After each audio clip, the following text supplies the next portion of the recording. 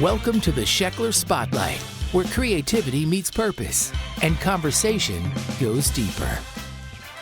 Join host Harrison Sheckler as he sits down with inspiring guests from all walks of life, artists, thinkers, musicians, and everyday heroes, to explore the stories that shape us, uplift us, and connect us.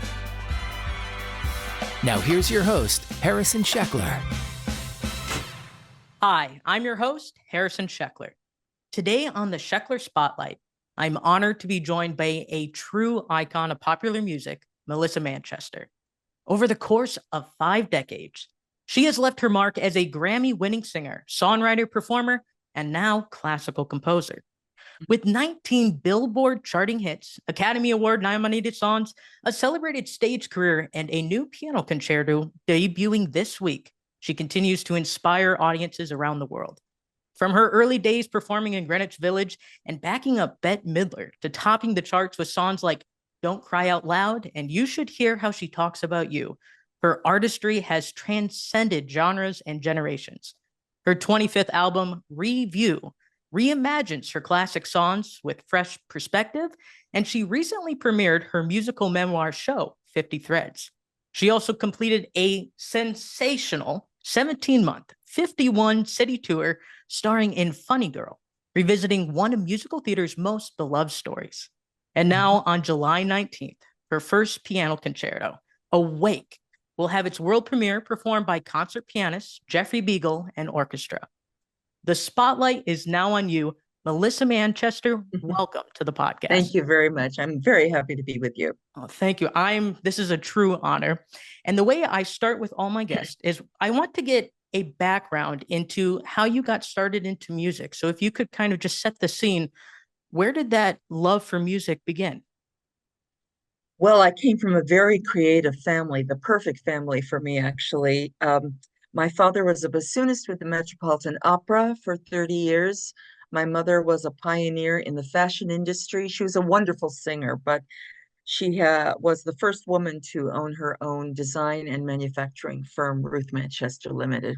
So music was in the house all the time, either on the radio or the record player, or my father was practicing in the afternoons while other fathers were in their offices.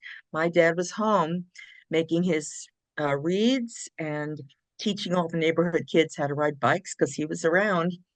And but music was always part of my home. And a lot of times when my folks couldn't find a babysitter, my dad would take me to rehearsals with him at the old Met on 39th Street.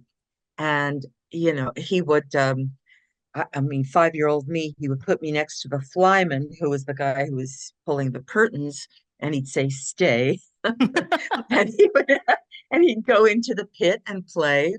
And I remember the sound of the taffeta skirts because it was Traviata. So everything was whooshing past me, and the scope of the music, this gigantic orchestra, these gigantic voices, the beautiful lights. It was a very interesting version of normal that I was raised in. I think that's awesome. And so you had this classical influence, classical music, which is, some people might not expect with, your musical output to have that background. Would you say classical music influenced some of your writing and, some of the sensibilities involved in it? Probably. Every Saturday we listened to the opera. That's just what you did. But also, and it was expected that my sister and I would take piano lessons. And I was an unfortunate student. I had very slow eye-hand coordination. And so my ear was quicker than my eye-hand coordination. So I would make up, improvise Chopin, for instance. And the teacher would say, "Where are you on the page?" And I'd say, "I don't know." But there was just me, and also the quality of the music on pop radio. It was a golden age. You had spectacular writers, many of them Broadway theater writers, that had songs that became standards. sung by, Ella Fitzgerald and Frank Sinatra and all of that. So the quality of the music in general, in the air, was, aside from classical music, it was classic. Mm. So, yeah. And so where did you take lessons and study? Where was this at? We lived in the Bronx for a while, and then when I was 9 years old, we moved to Manhattan, to the Upper West Side of Manhattan. Okay. And who would you say are your most influential teachers? Gosh. Well, the one that I remembered the most was a man by the name of Zenon Fishbein. He was Argentinian, and he was a concert pianist as well, very patient with me. And in those days, they would send home very brief reports on your progress to your parents.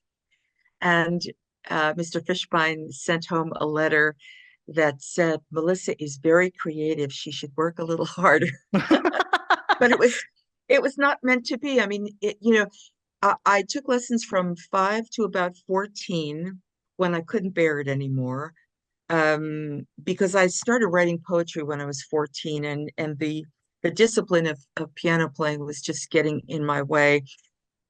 But my father, the bassoonist, because with bassoon, as you know, he could only play one hand at a time. He used to love listening to my sister and I playing scales, the Czerny scales or whatever. Hmm. And at some point, I just couldn't do it anymore. So I stayed out of the living room of my parents' apartment where the grand was. It was a little tiny grand.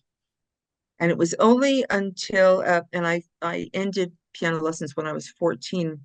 I started singing jingles when I was 15, but when I was 17, I went to NYU School of the Arts for 1 year. And I had two friends that were in one of my classes. They were very gifted young songwriters, and they knew I was a jingle singer. So they asked if I would sing their songs at these auditions while they would play. And I did. And I would watch my friends write.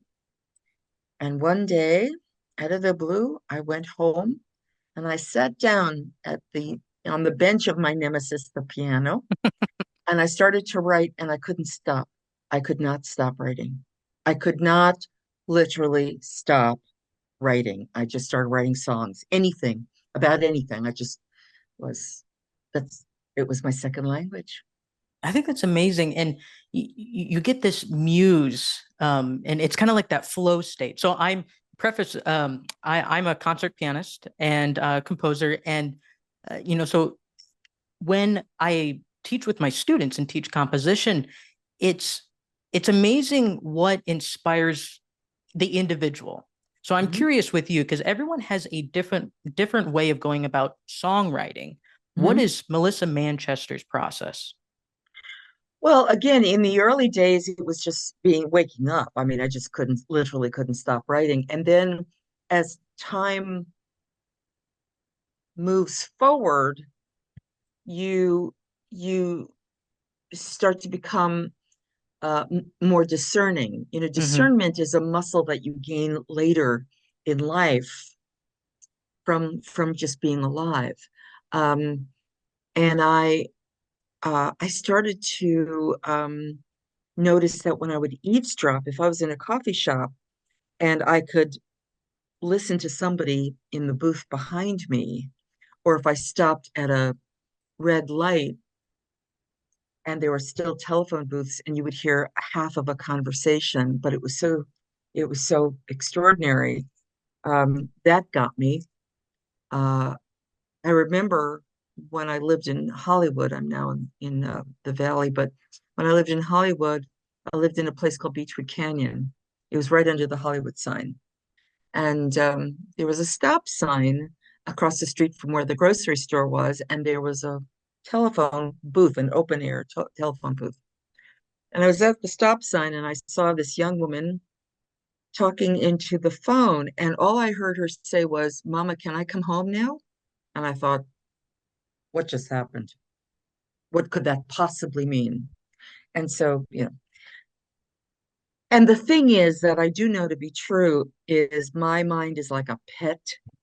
It sniffs around until it gloms onto an idea and then it won't let go of it. Mm. And so what I know from experience to be true about that is that when that happens, it's because an idea is insisting on being expressed. I just have to find out what it means. Mm. So if I have an intriguing lyrical phrase, the detective work, somebody said that writing songs is like peeling an onion from the inside out, which Oh, is I like true. that. I Because like that. if you have an idea, well, if what you're inspired by, is it a title? Is it an idea tucked in the middle of the second verse? Who would say something like that? Is this in one voice? Is it an observation? So all of that stuff happens the more you do it. You start to notice the nuances of the process. And yeah. Now you're diving into this classical world. And yes, you had the upbringing and the influences. I'm kind of curious. So in the classical world, I'm immersed in it. And Mhm. so it seems like there is a separation, at least from what I've noticed, of those are pop singers or popular people. And then the classical musicians are in their own world. And I'm not trying to say that there's like a hierarchy between the two, because I think it's just another art form and it's beautiful of how you express Mhm. it. But Mhm. with you bridging the gap per se, and you have this wonderful new project, Awake, Mhm. the Mhm. concerto debuting on the 19th. One, do you see a different process of when you go into classical music of like how you would compose, comparing it to what you just described, songwriting? Is it a different process with this project, Awake? Yes, it is. Indeed, it is. When you're writing a song, the assumption is you'll create a melodic theme. It will be repeated in a minute. Yes. With this classical assignment, what I knew was that I would establish a theme, then see where it went, build on it, return to it, turn it around in an unexpected way, and then create the coda, which reminds the listener of where we started, but ends wherever we end. Um, yes, and the thing is that in writing Awake, I had to be very thoughtful and very mindful before I even put pencil to paper. Uh, I don't write at the piano. I used to, Hmm. but I haven't in a long time. I go to the piano eventually. I start off by humming. And what I know to be true is if I'm, by taking a walk or walking around my place or going to the park, if I can hum it enough, or I can hum it over and over and over again, it means it's in my brain. There's now a Mm. new crease called this melody. And so the last thing I do is find the harmonics on the keyboard, because what happens is there is such a thing as body memory, as you know, sense memory. So if you go to the piano, you are in real peril of creating something that sounds similar to the last thing you wrote. Hmm. And I don't want to do that. And particularly in approaching Awake, what worked for me was reviewing a collection of poems that I'd been reading over and over since I was 17 years old, introduced to me by a friend, by the writer Rabindranath Tagore, an Indian poet. And the thing about these poems, there's something about the sublime of his language.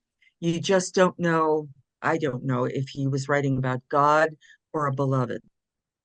And in the many years I have revisited and reread these poems, I always hear something different, but they're always singing to me. They're Hmm. literally singing to me. So I started with, I just flipped through and I found a place to start of all of these poems.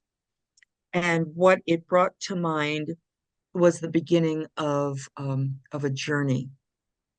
And in the beginning of a journey where there may be peril, where there may be adventure, my deep imagination suggests we get very still to make room for whatever this will require to move forward.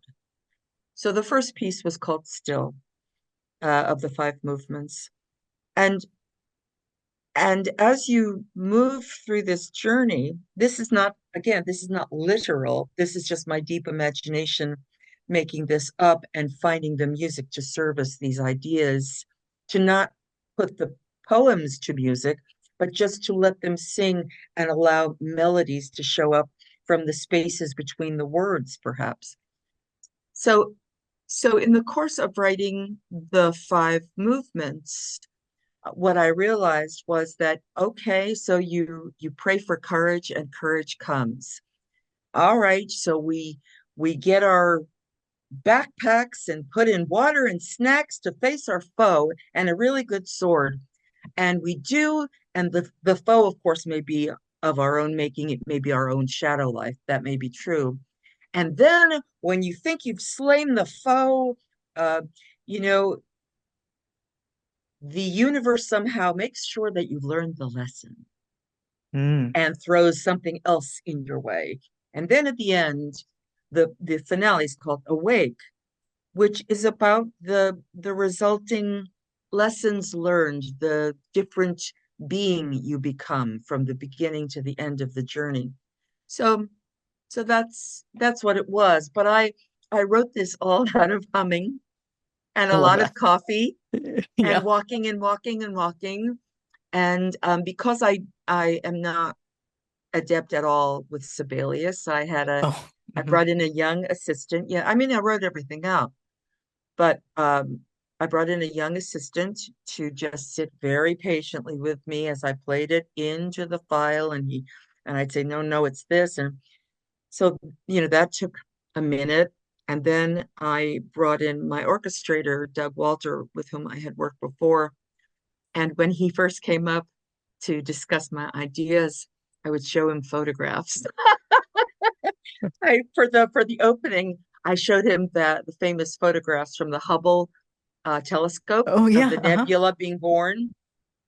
And I'd say things like, you see the stars? You see the light of the stars? He said, yes. I said, I want you to think of the space between the stars, not the stars. And and I thought, okay, he's going to run out of here, and put a bag over my head. But he followed my lead, and he followed the idea of the journey, and he followed the musical dynamic crescendos that were very specific. Um, and and I sent the finished manuscript to Jeffrey 4 days before I got on a plane to start rehearsals for my Funny Girl tour.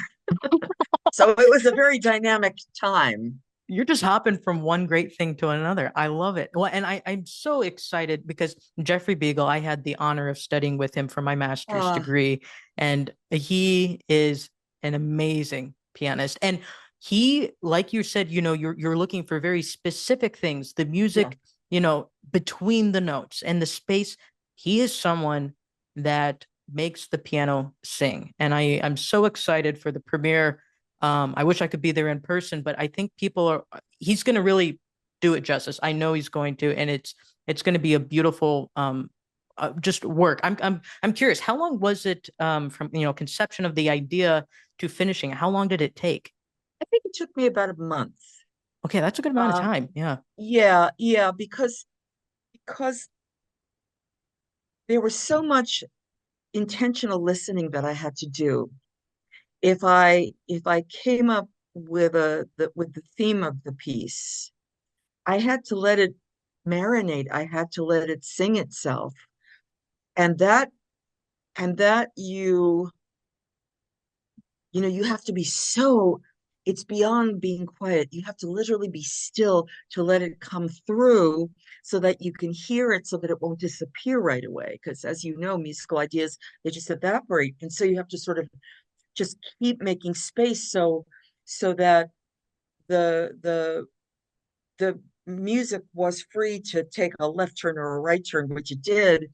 And sometimes I would think, okay, something just happened and I'm just the conduit here. So I'm, furiously writing stuff down, um, because because the left turns and the right turns of development of the inherent drama of the piece were so surprising to me. I was not leading a lot of this. I was Mm. letting it come forth. And yes, it's true about Jeffrey. He's not just a stunning musician, he's a visionary. He's a true visionary. It truly is. Well, the amount of projects that he's been able to bring to life, I mean, I think he's going to be he's put himself into the history books. And I hope um, so. I hope so. And with your project, this is huge. I mean, we might not realize it now, but it's kind of like that's, I think classical music sometimes works at a glacier pace and Uh-huh. we appreciate it. It becomes timeless. So I'm very excited to see how this will be received by the world. And so, okay, if I'm an audience member and I'm sitting listening to this, how do you want them to, I guess, approach as a listener hearing the concerto for the first time? Or would you recommend not just coming in with no preconceptions? What a good question. There are no preconceptions to be had because I've never done this and they don't know what to expect. Sure. But it is in fact melody driven. Hmm. This is not difficult to listen to. You don't have to wrestle it to the ground to get it.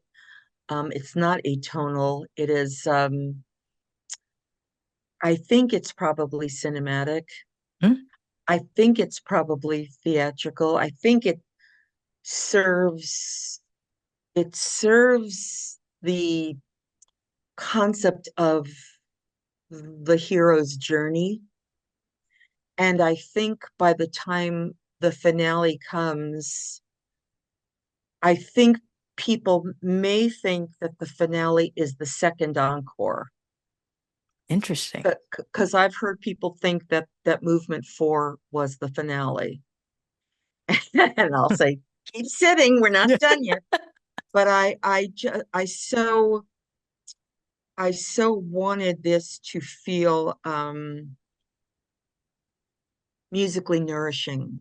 Mhm. You know, we're in a world where, I mean, I am so grateful the way I and my sister was raised with superb music, superb music. And even in the early days of rock and roll, if you took away the drums and you just played the composition, the actual composition on piano or guitar, it would still be solid. Mhm. You know what I'm saying? And so to have been raised with great classical music where the lines are so long and and it it stretches the mind to rest and to regard itself as centered, Mhm. if nothing else. To have that knowledge that that exists in the world um, was so fortifying and nourishing to me. Honestly, if I had not been raised the way I was raised, and a person like Jeffrey Biegel came across my path, I don't know that I would have the confidence to even know what a concerto could be. And, you know, I am not a concert pianist, so I really don't know if Jeffrey thinks this is a walk in the park. Oh. You know, we haven't discussed this. You know, I can't, you know, I've written more than I can play. Absolutely. That is true. I'm being transparent. But some of the pieces that he plays, you know, it's just insane, you know, Yes. and it's fantastic. I can do what I can imagine a concerto to be. And I can tell the story that comes through my deep imagination and blows through me and carries me through melody line and counter harmonic line and all that. That's what I can do. And I'm so honored that he thought this would be an interesting idea. And I'm so grateful that I said yes, because it was the first time anybody had asked me. I mean, I'd written for animated films before, and I've written for songs in movies before, but this is the development and development and development and keep thinking, keep trying something else. Let's see where that goes. I mean, it was just sort of, it was thunderous, really. It was just thunderous. And I was possessed in writing this. I was just possessed. And it, there's nothing more stunning. And I adore my children and granddaughter and my friends and all of that. But living one's life as an artist is so unusual. And if you can do it for a really long time is so remarkable and a privilege.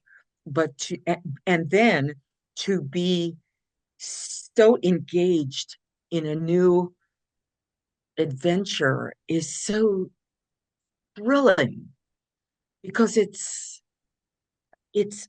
how deep can I think? How wide can I think? How immersed can I be in this melody line? How far can I develop it? What's the story? Oh, there is a story. Okay. Let's keep going with this. I mean, it was just it was just exhilarating to do this, really. I am so like excited just with seeing how excited you are about the music. And that's what I think the audience wants. They want to see that innate human experience. And I think art that is success or that resonates, that's the word, resonates, is something when we're being vulnerable to that muse or whatever inspires us. And when we, as an artist, throw it out to the world for, being vulnerable and be like, oh, what are they going to say? What are they going to experience?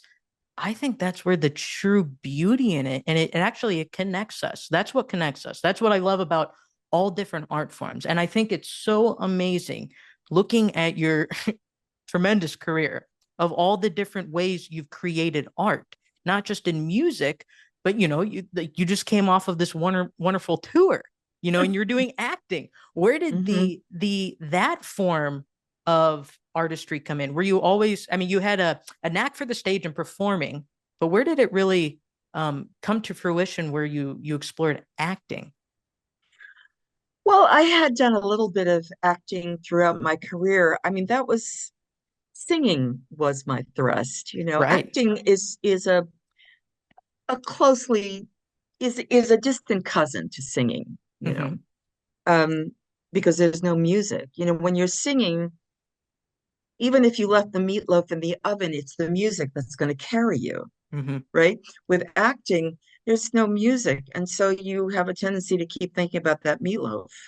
You know what I mean? You're right. So, but and so I had done some acting, but when Funny Girl was being remounted after a very long time back on Broadway, I said to my manager, because I had seen it with Streisand in 64 as a little girl, I said, and this was going to be the first national tour in 60 years. And I said to my manager, I must at least get an audition. They don't have to like me, but I need to know because this musical has been part of my landscape for forever.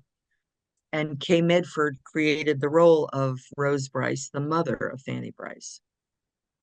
So they sent scenes for me to learn, and I happened to be performing in Connecticut the weekend of the audition. And I went into the audition. There were lots of people there. And usually when I go into an audition and I'll say, do you want me to sing? Somebody will say, no, we know you sing. I went into this audition. I said, do you want me to sing? They said, yes, please. Okay. So I sang, then I read the scenes. Then they asked me if I knew one of the songs. Of course, I knew all of the songs. And I didn't hear from them. And then I did, and they asked me if I wanted to do the national tour, which was only for a year originally. And I thought, and I had a brand new granddaughter, so I thought I'm going to miss everything. And my kids said, no, no, you must say yes, you must do this, and we will figure this out. And in trying to learn the dialogue, because I was acting, I did very little singing in my role, very little.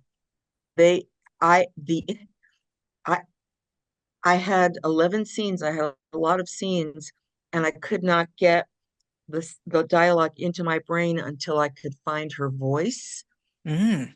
And as soon as I could find her voice, which is not how you hear me right now, Suddenly the patois that the dialogue was written in made all of the sense. And I could see where the intentional commas were. I could see how the jokes were laid out. And it was just, it was stunning. And it was stunning to be in collaboration with 30 people on stage. Mhm. And and the score was so incredible. Amazing. You know, Julie Stein, what the song People came out of this score. And Don't Rain in My Parade came out of the score. And the audiences who packed the theaters every night in 51 cities, when they would experience a song, a well-known song coming out of a scene, a dramatic moment where dialogue would no longer suffice, so a song had to express it. The visceral response was such screaming and cheering. It was astounding, and to see the power of music in a larger context. I mean, People is an American songbook standard, Hmm. but for people to hear it out of this character in 1912 singing out of this scene with another actor, her love interest, on the stage at the beginning of their relationship, to to for audiences to see her sing People and to hear it, this incredible composition with these astounding orchestrations, because we had a lot of people in the pit. It was thrilling. It was that example of what art can do and how thrilling it can be, and how it can give you permission to remember things you didn't realize you'd forgotten. Hmm. Hmm. And that I have always known to be true from my songs, because people have told me how my songs have affected them, which is very touching. But I also know that when I was 9 and I first heard Rhapsody in Blue, Yeah. no, Concerto in F, Oh, yeah. Hmm. I could not stop weeping. I was Weeping, 9. really? I could not stop weeping. It got me so deeply. It got me so deeply. And, my parents knew the kind of kid I was. So my mom would just rub my back and I'd say, it's just so beautiful, the beauty of it. Um, so to know that art can be that kind of a touchstone, what's better than that? It's the same thing with going to a museum and looking at, a Renoir or a Seurat painting. You think, how is this even possible? And then it is, it makes life better and bearable and pleasurable, because life is hard. And to see that kind of beauty as a touchstone gives us hope. That's wise words. And, or, if we don't have art, we don't have a culture, we don't have a history. It's a 100%. reflection of society and uh, the human experience. That's what art is. And what a privilege that you, myself, and these other amazing artists get to express it in their own way, in their own medium.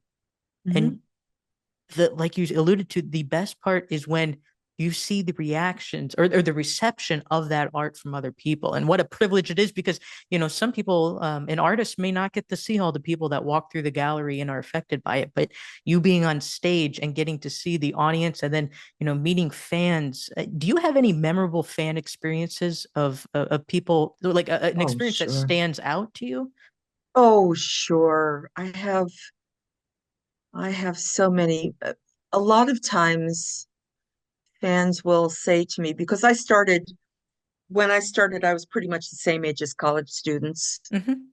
Um, and at this point, because it's more than 50 years that I've been doing this, so many of my fans, when I do a meet and greet after a concert, how your songs helped me through a very tough childhood or a very tough marriage, or I played your songs at the first dance of my wedding, or I decided not to commit suicide while listening to your Oh. songs, or or somebody got through the Vietnam War listening to my music, or got through a jail term listening to my music. I mean, this is not the intention of what you're looking for when you're writing. You're facing a blank piece of paper, but when this comes back to you, it is it's such holiness that you cannot, I mean, I would not ever take this for granted. And you hear about artists who will get on stage who will say, I'm so bored. I've been singing this song for so long. I'm so bored, but I know you paid money to see it, so here it is. And I thought, how could you disrespect the audience that way? Um, because songs can be and music itself can be a life raft. I mean, I remember being maybe 7, and my mother took me, my father was in the pit. She took me to the original Met, Mm, and a young soprano named Leontine Price was playing Tosca. And she was at the very beginning of her career, and she had been out for a while because she had flu. mhm. So she was back, and Leonard Warren was Scarpia, and Franco Corelli was Cavaradossi. I mean, it was just all star. And in Act Two, I think it was, she sings Visa d'Arte on the divan. And she finished singing the aria. And this is an old building. And the screaming that came down from the top tier where we were, that sort of rolled onto the stage. It was so long that she had to get up off the divan and take a bow Seriously. and bow and bow and bow. And the sound of that performance and her voice, which is one of the threads of my life, is such a magnificent gift to carry. That is what I call soul currency. Ah, soul currency. Those are the things you can play over and over and over as a touchstone, and you think, oh yeah, oh yes, that nobody can take that away from me.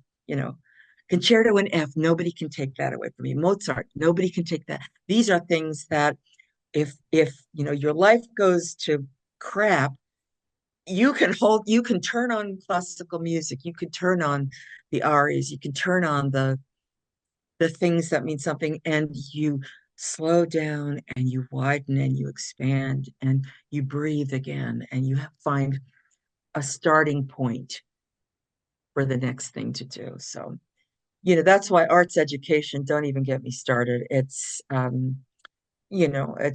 went to the High School of Performing Arts, and I know how important it was.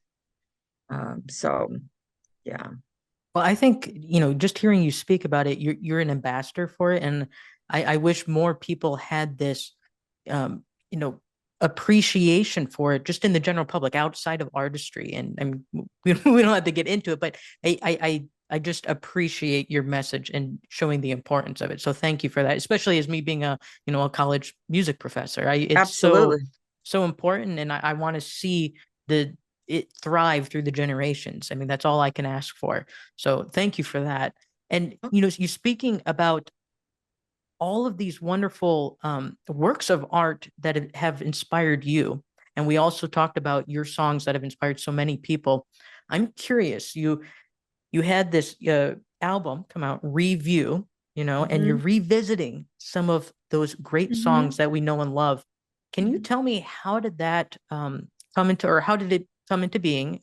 This concept of revisiting your songs, and did you learn some things like when you visited these songs that you're like, Oh, I didn't notice that in the song, or maybe it took on a whole new meaning? well, because I performed the songs live on stage for so many years, and because I'm so often at the piano playing them, Mhm. I started to notice harmonic tweaks that wanted to be expressed. Like Oh, in Midnight Blue, I changed a little bit of the harmonics, just in a bar at the chorus, but it just widens the emotional moment of it. Um, that happened in several songs. And the other thing that shows up on Review, which was not on any of the original recordings, there are no fades on the entire album. Everything comes to an end Interesting. because that's how life is on stage. Songs come to an end, nothing fades. That's how we are in a concert hall or an opera. Everything comes to an end. And I thought that would be refreshing for a listener to just let it breathe and end. Because a fade is kind of silly in the end. It was a device that was created in the 50s to allow a song to go into the news report. You know, it doesn't exist in nature. No, it's more And more made for radio, right? exactly. And so I found that satisfying. And the other thing is that uh well, a couple of things. I had recorded the bulk of this at Citrus College, where I'm artist in residence. Citrus College is a lovely community college in Glendale, California. It's their music department is just completely smoking. It's fantastic. I mean, you could study to become a nurse's aide or an auto mechanic, but the devotion of the powers that be to the music department and the training and the performers as well, singers and dancers, is just world class, and it's like the best kept secret in the United States. Anyway, I've been there quite a while. So I had recorded it, a lot of it there. And because this is a teaching studio and my engineer is a professor of sound, so he's bringing in young recording students, engineering students. Then when COVID happened, everything shut down and I had to put everything on hold. And what I could do while we were all sequestered was per song that had been recorded, I made a video and I would release it. And so if you look at the videos that go with the songs that are re-recorded on review, you really see the journey of what COVID did to all of us and to me as an artist.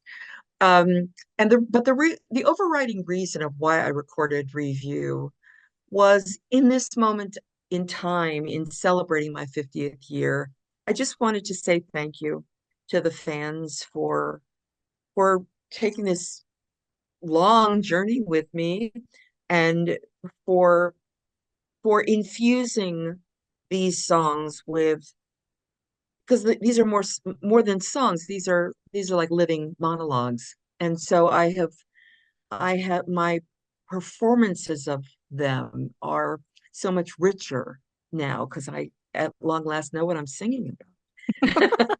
So yeah. I think that's exciting. And so it was recorded in multiple places. Is that what I'm getting? Yeah, it was recorded at Citrus College mostly. Then it was recorded with Stefan Oberhoff, my co-producer, and yeah, at his studio.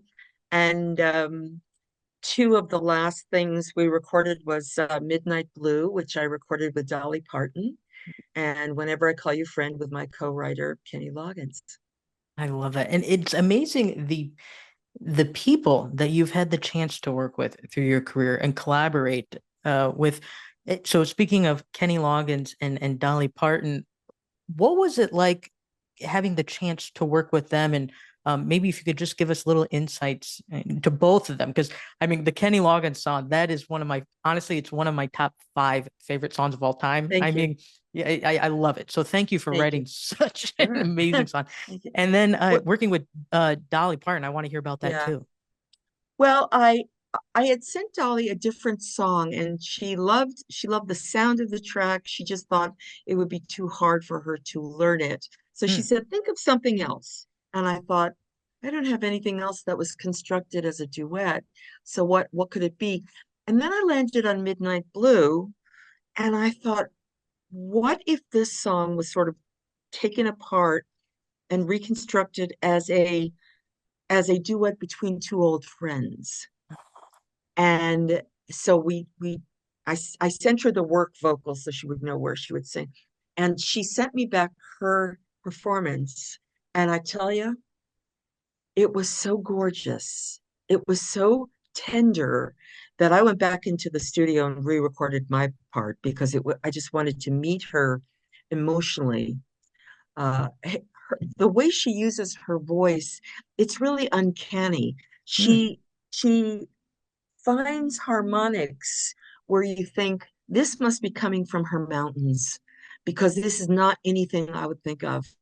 This must be coming from her childhood and her church and how she hears things, because it's it was so singular and so tender, and made all the sense in the world. And then we went down to Nashville to film a video with her. She's like the Energizer Bunny. I mean, she's just never going to stop. And she's a queen. She's truly a queen. We were in the last two shots of the video.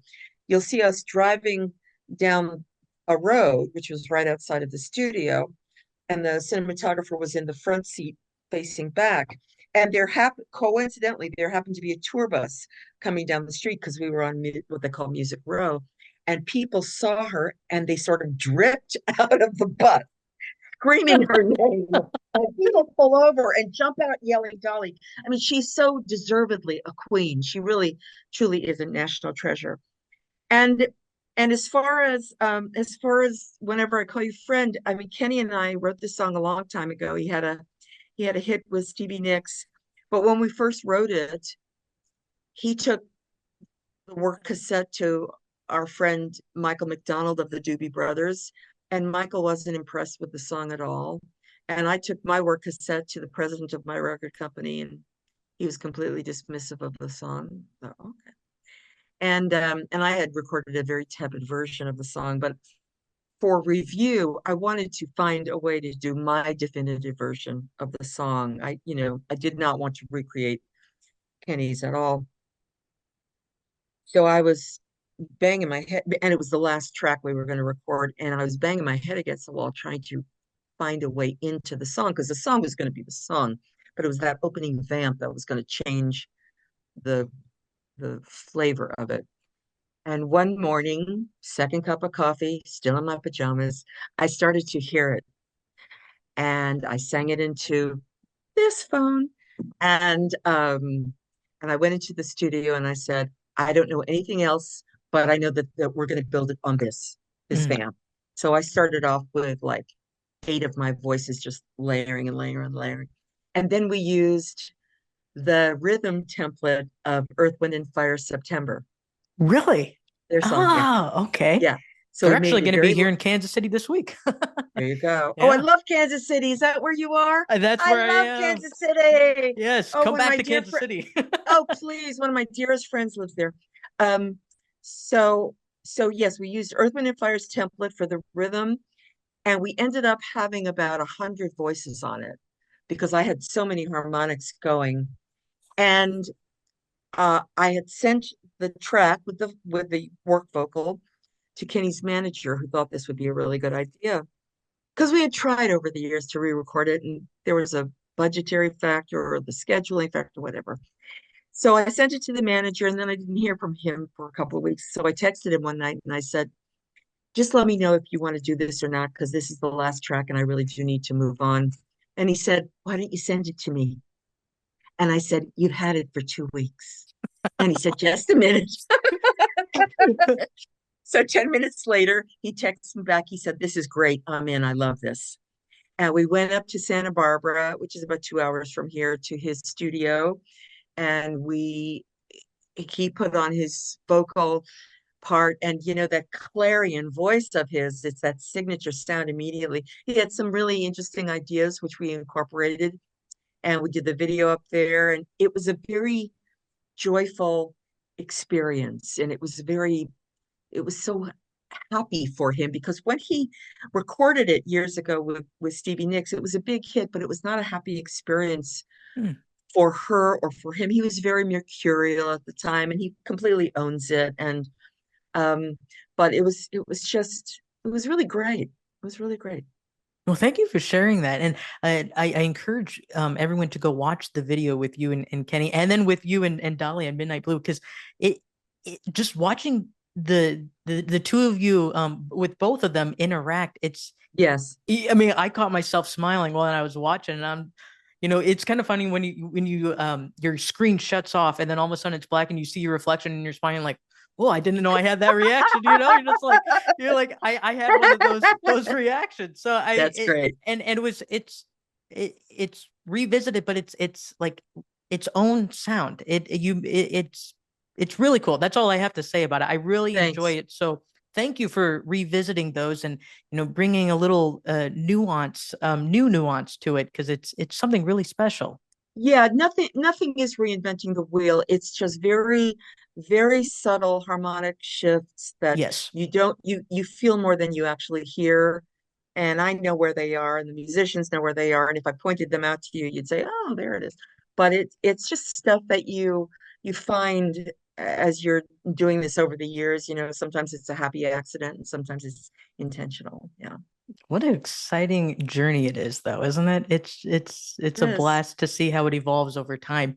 So I'm curious, because you have done just so many amazing projects over your tremendous career.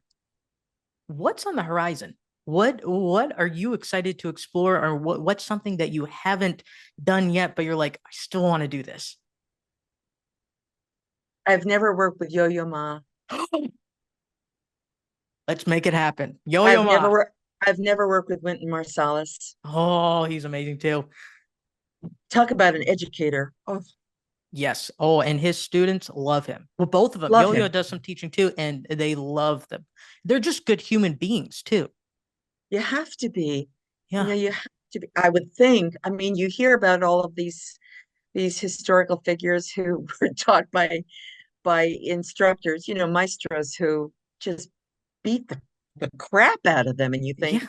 why is that a good idea? But Hopefully we learn over time, and we yeah, approach things differently. It's kind of I've had some many wonderful teachers, Jeffrey Biegel, and sure. there's things that I like from certain teachers and things that I don't like. But I think that's the beauty of the teaching aspect, is you can kind of take certain things and approach your students, you know, in your own unique way, and hopefully it's conducive to their learning and inspiring. That's the Oh, main thing, sure. And being are your inspirational. students, are they already on the road to becoming professional musicians? Well, so they're undergrad musicians. It's Undergrad. a private undergrad college, and so then I also teach privately. I have my own private studio, and it's so younger students, so like grade school, and then the college students, and it's just exciting to see where they're going to take it, because I think in this world of music right now, it used to be you're very one track minded, especially like as a concert pianist. It's like practicing 6 to 8 hours a day, as your father practices, hours on end, Sure. and that's what you did. But now, like with me, I love being a concert pianist. I love teaching. I love collaborating with different artists. Like I did a project with Gloria Gaynor. We reproduced a fun track with her, and that's like Fun. totally like out of my classical realm, but Yes. it opens different doors. And so what I'm getting at is I encourage my students to not just be one track minded. See how you can use your artistic skills to build bridges and connect with people from different genres, because it's so much fun. It's like the same thing with you saying I want to collaborate with Yo-Yo Ma or Winston Marsalis. Like, how cool. Well, that's the thing that has never left me from being a high school student at the High School of Performing Arts, which was the first of its kind in the nation. And prior to that, there was a period of time in the early to late 60s Hmm. when, as you probably know, many major cities were burning to the ground because of riots. And we had a pocket of visionaries in New York City at the Department of Parks under the leadership of August Heckscher, a man by the name of August Heckscher, under the aegis of Mayor John Lindsay, who thought that it would be a really good idea to create a theater workshop for children in the city and keep them off the streets and keep them busy. And it was called the New York City Theater Workshop. And it was from ages 6 to 19, which is a vast age group. And they would teach and teach. This is all during the summer. They would teach kabuki. They would teach Brecht to 7-year-olds. They were, and children were performing all over the city. I was only there one summer. It was a production called The Great Sunflower. There was a documentary done about it. We went to all of the slums of the city, in all of Mm, the five boroughs. We would work with the block associations. The set was an enormous sunflower, and each petal was on a different level. And the neighborhood kids, we would put them in costumes and feed them. And we used the local apartments, the slums, as our dressing rooms, and there were cockroaches the size of a nice horse.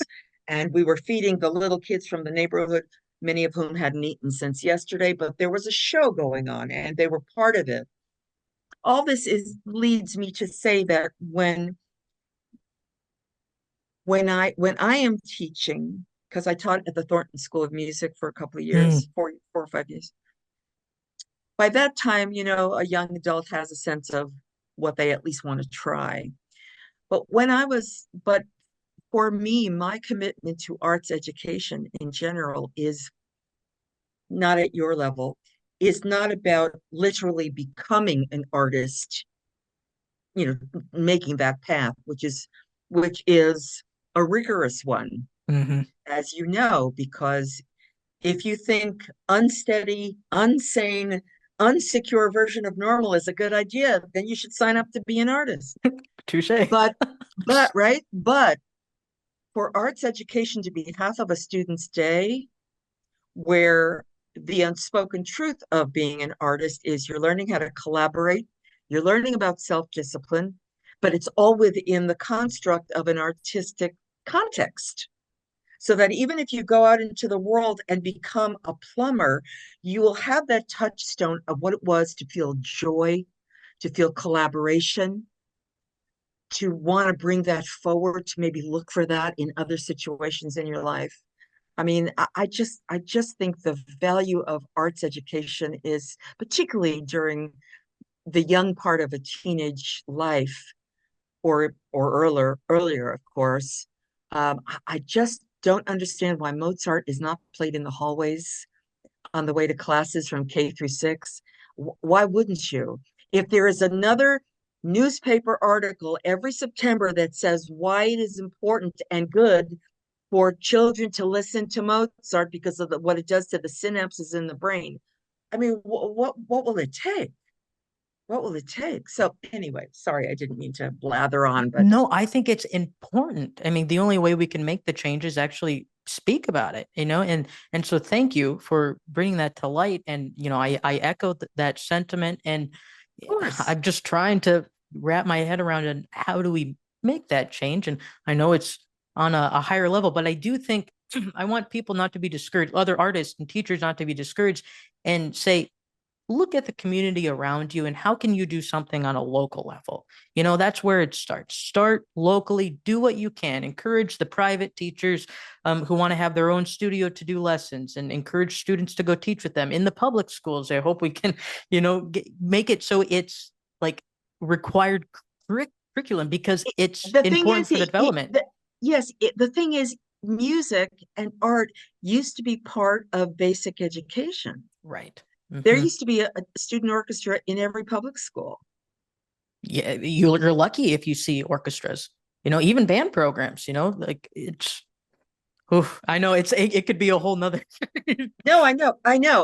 And that is why I'm so committed to Citrus College because, again, like I say, if you want to become an auto mechanic or a nurse's aide, you can study that there too. But if you want to learn about the arts across the board, not just performing, but tech stuff, lighting design, costume design, it's there. And you think, "Wow, how good is that?" I think that's awesome. Yeah, Citrus College, right? in Glendale, In California. Glendale. I love hearing how these communities are doing great things. So um Yeah, and I think it's maybe $500 a semester or a see, year. and that's the biggest thing. We need to make it affordable. I mean, I think that's some of the hard parts, especially in these underprivileged communities. A It's hundred percent. that's kind of the barriers. Like they Yep. can't have those opportunities. So there are a lot of great orchestras doing, like in Cincinnati. So that's where I did my undergrad. they do a lot of cool things in the community and bring in underprivileged communities, bringing in students and having them learn instruments. So it's just things that like that. I think and we can always look at the negative aspect of it, but I think there's a lot of positive things. And when we shed light on that, hopefully it spreads. Yes, indeed. And also the fact that there is actual precedent. Mm-hmm. Mm-hmm. Mm-hmm. Music used to be a part of basic education. I love that. Even if it was just kindergarten where everybody played the recorder, that is a beginning. Mm-hmm. That's all. I know I'm yeah, that's all, but it's Yeah. I think it's essential. So Yeah. if you had to, looking at your career and everything that you've learned, and at this moment in time, what advice would you give to aspiring artists if you had to just give a general idea? I mean, because there's I feel like you're just a wealth of knowledge, and you could just like write courses on different things you could how to pursue certain things, but a generality, what maybe words of encouragement. Well, I would suggest, when they say follow your passion, I don't know many that know what their passion is at 17 years old. But Hmm. what I would suggest, and this is something I learned very recently, um, follow your curiosity, because there are many instances where a curiosity can turn into a passion. Mm. And give yourself the grace of that, to trust your curiosity, even if there's no evidence that it means anything, and if there's no evidence that it would be in your family world. Just the other thing that I always share with students is, because it took me forever to learn this, is slow down your breathing and your brain. Mm. If you are fortunate enough to get into a meeting with a lawyer, a press agent, a manager, a business manager, their leverage is they will try to make you, as the artist, feel so privileged that you're working with all of them. And the truth is, they're all privileged to be working with you and for you. And if you ever feel overwhelmed, which is always, by all of the information that they already know that they're throwing at you, like contracts and stuff like that, and things, urging you to sign things that you don't understand, ask them to explain it over and over and over and over until you understand this stuff. And many times you actually have to excuse yourself from a meeting, find a restroom, go in, lean against the wall, and just breathe. Mm. Because even in this day and age where arts education is pretty advanced at, USC or any of the colleges, you're really learning the history of music and how to write and compose and all that stuff. Still in all, in the moment when you're being pressured and you and you the thing is, at the beginning of a career, you so want to be liked, you so want to be in the game, that you'll sign stupid contracts, and kids are still signing stupid contracts. So so I would say, you know trust your instincts, and trust your curiosity, and trust when you don't understand something. Trust your strength to say, explain it again. And here's a box of crayons. Start drawing pictures so I can understand it in a different way. Because I don't understand it the way, because I signed so many stupid contracts, and so did all of my colleagues, because there was nobody around. Mm. When I started, there were no women. I was always the only woman in the room, and nobody was explaining effectively what a contract meant and the consequences of this and that. So I never knew how to negotiate. It took a very, very long time. But so that's what I would say, is just, and it will mean nothing for a while. It will mean nothing to a young artist for a while.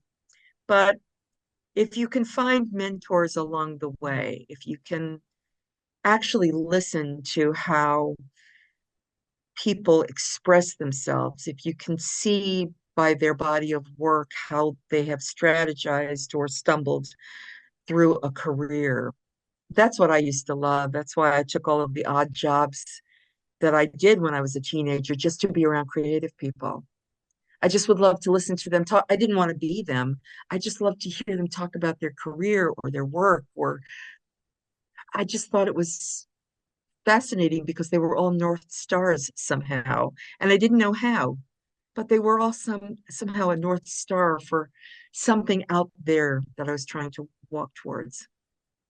I think that is wonderful advice. And, I think you're a North Star for a lot of people, and maybe you don't realize it, maybe you have, but thank you for being such an inspirational person. And this has inspired me as a professor, and I'm, still early in my career, but I'm very just privileged that you're willing to share your time with me and those words of wisdom. So thank you for that. I appreciate it. You're very welcome. Thank you, Harrison. It's a pleasure to be with you. Absolutely.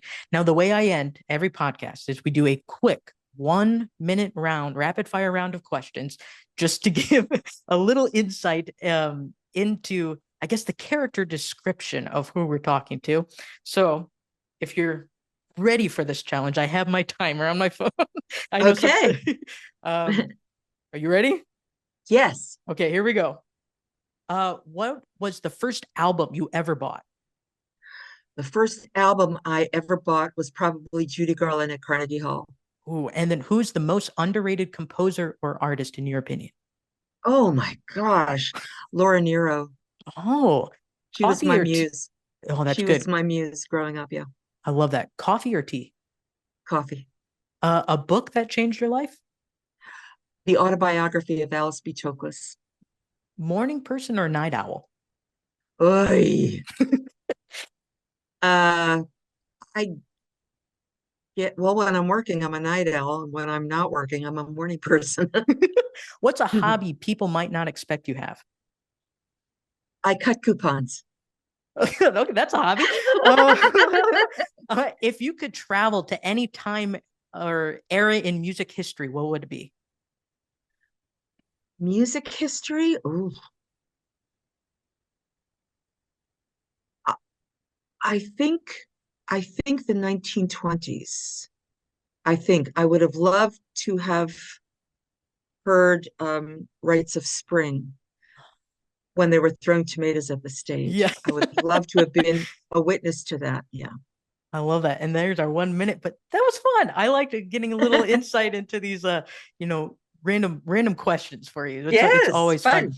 Well, Melissa Manchester, this has been an honor, a privilege. I again appreciate you spending this hour with me, and I'm excited to share this with the audience, and I know people will be inspired.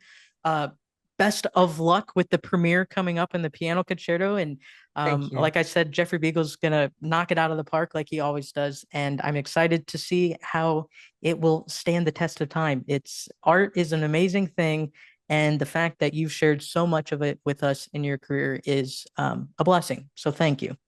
Thank you very much. It was a joy to be with you. Appreciate it. Absolutely. Thanks for listening to the Sheckler Spotlight with your host, Harrison Sheckler. If you've enjoyed this episode, be sure to subscribe, follow, and share the show with a friend. New conversations drop regularly, so stay tuned. And thanks again for listening and being a part of the journey. Follow Harrison Sheckler on social media and visit harrisonsheckler.com to learn more.